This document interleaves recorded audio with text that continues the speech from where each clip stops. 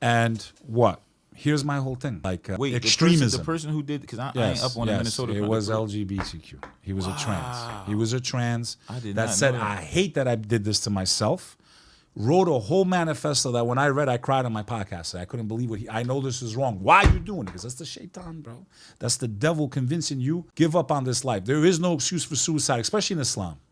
Under any conditions, are you allowed to take your own life? Because you can't ask for forgiveness. But you don't know what God's wisdom is. Maybe God wanted you to be captured, tortured to death, and that's how he purified you of your sins. That's why you can never take your life, and it ain't over until it's over. Maybe you would have been freed and rescued. You don't have God's wisdom. So therefore, to take your own life is to say you know more than God. You see what I'm saying? That's heavy. But to finish the point, extremism in any group, Muslims will say it. Our prophet taught us that. We are a people of the middle. Don't be a people of the extreme. Whether it's feminism, Christianity, Islam, Judaism, alternate lifestyles, feminism, which I call feminazism at this point because it's all about emasculating men. Anything to the extreme is forbidden, especially from our faith. That's right. But this narrative that we're full of hatred, we want to wipe everyone out. The prophet could have wiped out everyone and he didn't. We could have wiped out the Jews 1,000 times already. What did? We did the opposite. We saved them. Even after the Holocaust, people don't know. Like, if you just like pick up a book, or nowadays everybody likes to Google everything. If people was to know the history in Palestine, that when the immigrants came in there, those people embraced them people and loved them people and protected them people. There's no story. There's no story of them. There's not one story of, oh, the Palestinians did this to the.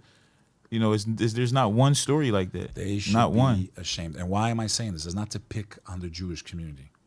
But if you're going to sit there and use my religion, which protected you throughout history, Right. and if I stay silent, may God curse me, bro. May God curse me. Every Muslim has a duty. That's right. 2 billion people. They have this whole apparatus, the media magnifying people like Laura Loomer, people like Charlie Kirk. Oh, I can't. Clown. Yeah, super clown. And what are they doing? Fueling hatred, which is only going to create more violence. And they don't really believe the stuff they're saying. We have to understand. It's crazy. One day is inshallah. And then look how we went off, because we're more worried about talking about what's going on in the world but I'm here to talk about your story. Well, yeah, but our hearts are swollen. But and right, and that is my story too. You know what I mean? Every day I wake up, like, you know, like I feel guilty sometimes. Like, you know, like I'll post, like the brother was talking about being vain. You know, I'll post my dinner. You know what I mean? Like the other night, I had a bunch of seafood on the island in my home, and beautiful home, beautiful food, beautiful kids. And I posted it, and then somebody commented something about Gaza, and right away I was like, damn, like I almost felt guilty. That's why we went off on this tangent.